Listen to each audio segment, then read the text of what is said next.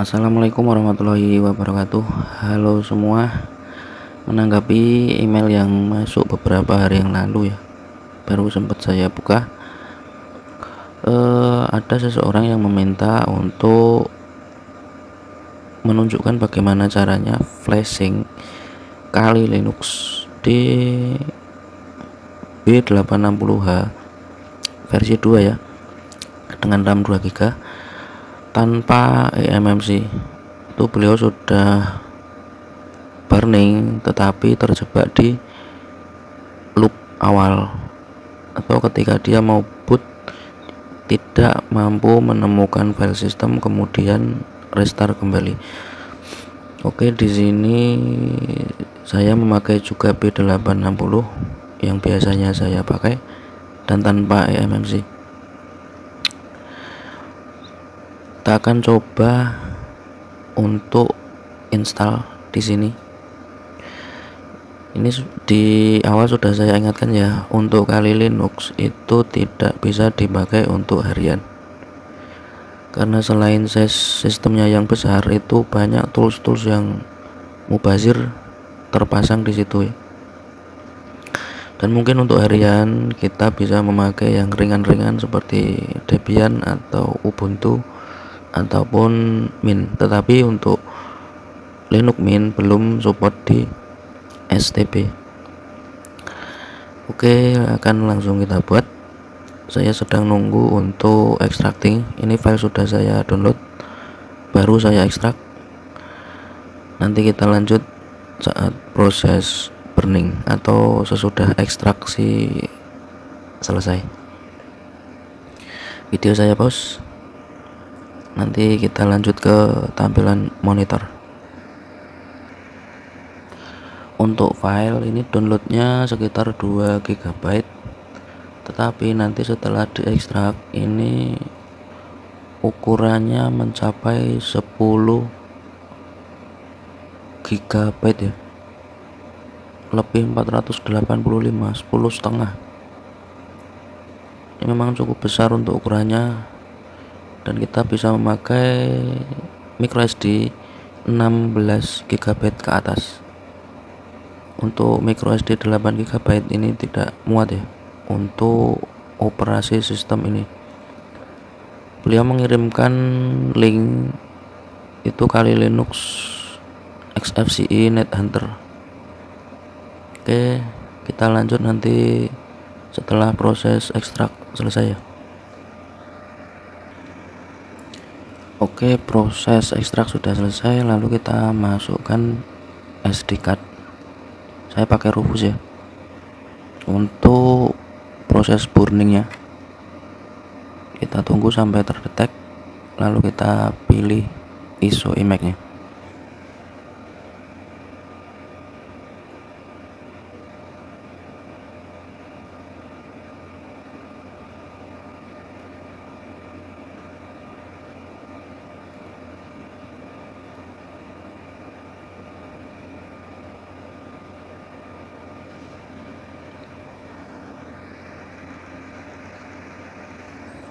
Oke, microSD sudah terbaca 16 GB. Kita langsung mulai.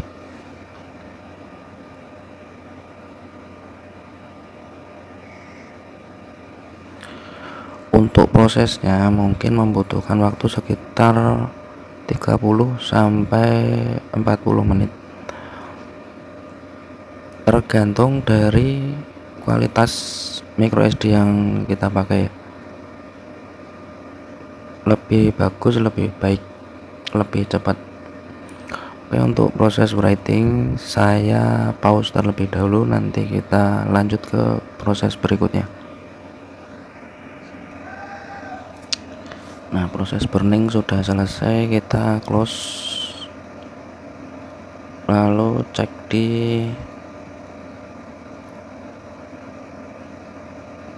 directory atau partisi boot. Nah, terisi seperti ini ya. Ini banyak yang perlu kita ubah. Ini di boot, AML autoscript, dan ext linux. serta perlu menambah DTP.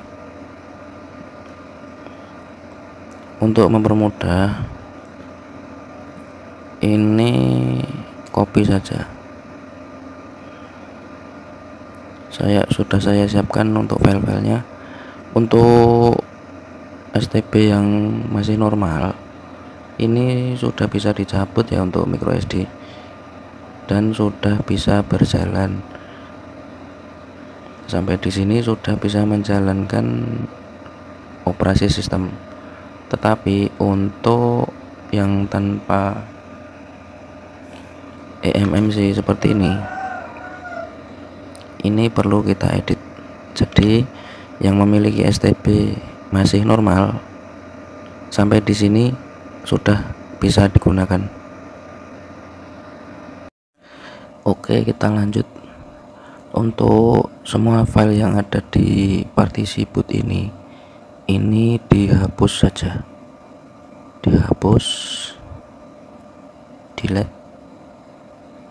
Oke,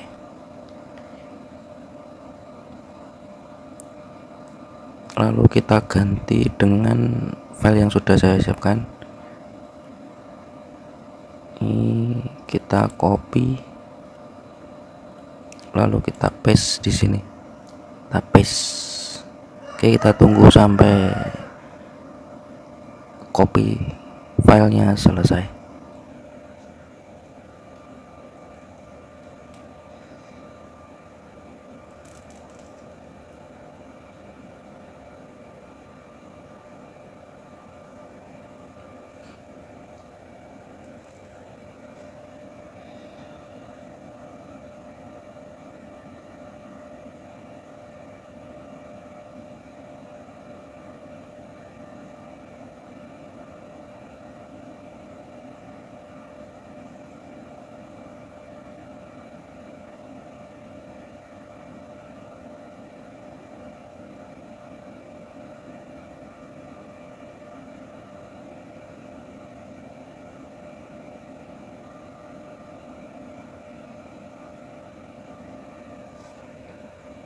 Oke, copy file sudah selesai. Perlu diketahui di sini yang saya edit ada di boot.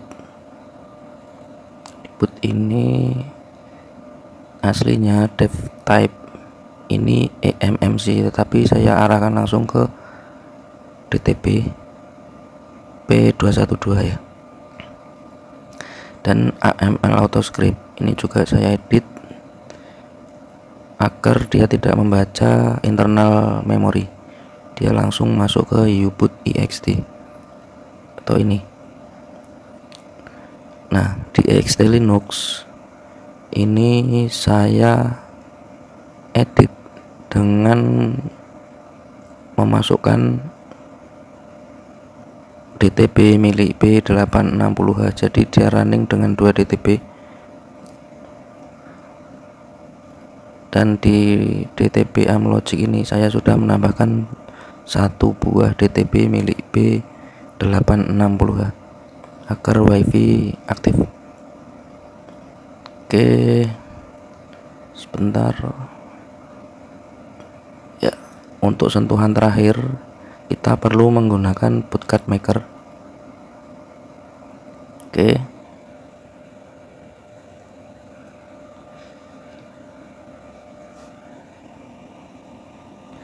dan kita perlu burning bootloader di partisi boot H.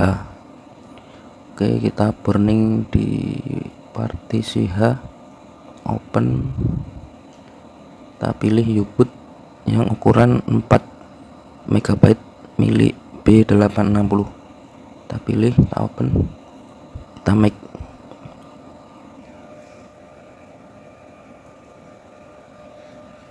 Oke, untuk to partition and format ini jangan dicentang. Oke, proses flashing selesai. Kita tinggal cabut micro SD dan kita coba di monitor. Sebentar, saya switch dulu monitor ke HDMI. Oke,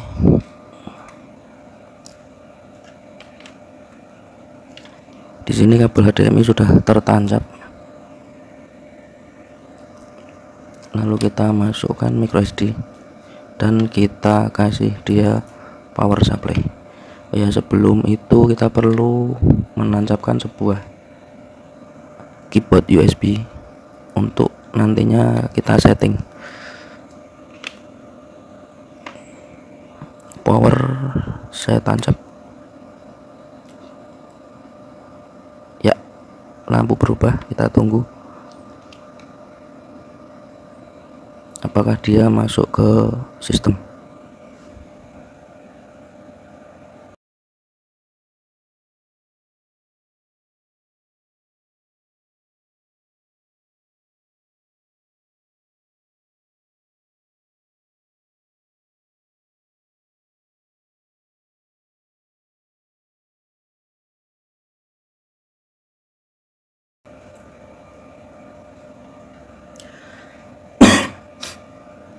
Ya, dia sudah masuk ke operasi sistem. Saya akan menambahkan sebuah mouse untuk mengontrol kursor. Oke, kita coba.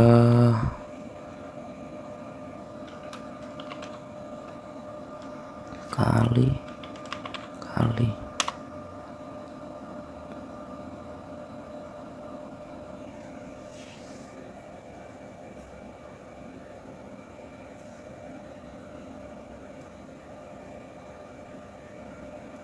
untuk username-nya kali dan passwordnya juga kali. Nah, kita sudah masuk ke sistem ya.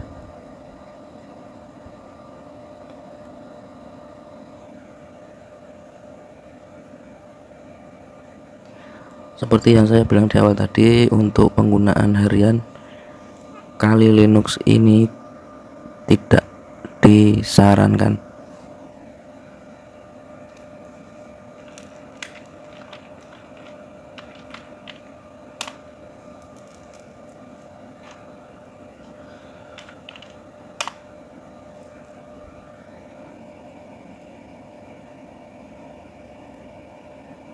Nah, untuk WiFi dia otomatis aktif karena sudah kita tanamkan tadi untuk DTB-nya milik B860.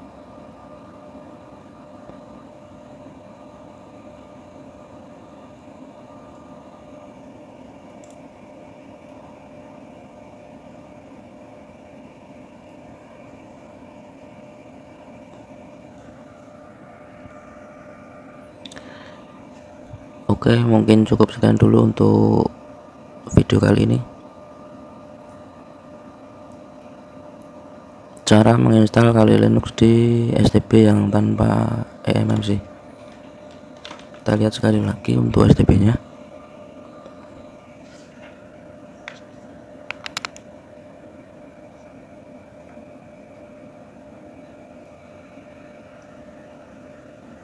Ini dia eMMC yang nggak ada ya, sudah dicabut, dan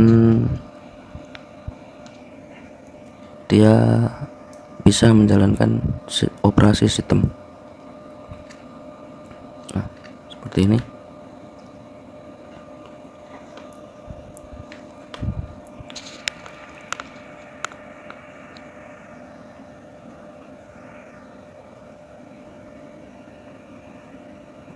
Oke, cukup sekian untuk video kali ini. Saya akhiri. Wassalamualaikum warahmatullahi wabarakatuh.